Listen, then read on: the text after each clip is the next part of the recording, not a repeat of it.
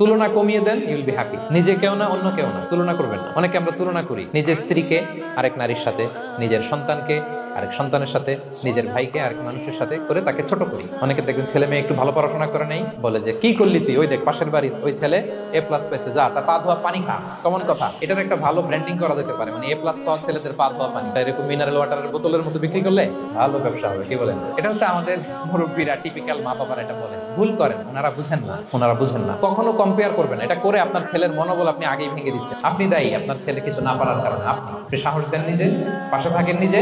এ plus যারা পাইছে পা ধোয়া পানি খেতে বলছেন যে এজন্য ওকে, ওই ছেলেকে আল্লাহ এ প্লাস পাওয়ার জন্য বানাইছে, আল্লাহ ওকে ওই মেধা দিচ্ছে। কিন্তু আপনার ছেলেরা আবার আল্লাহ তাআলা অন্যদিকে মেধা বাড়ায়, সে ওইটা পারবে, ওইটা ওই এ প্লাস আল্লাহ জীবনে পারবে না। আপনার ছেলে যেটা পারবে 10টা এ প্লাস হোল্ডার ওইটা পারবে না, কারণ প্রত্যেককে আল্লাহ আলাদা আলাদা ফিচার দিয়ে, কোয়ালিটি দিয়ে, ইউনিকনেস দিয়ে পয়দা করেছে। প্রত্যেককে আল্লাহ অনন্য করে বানিয়েছে। আপনার তুলনা আপনি নিজেই, আপনার তুলনা হয় না, আপনি জানেন না।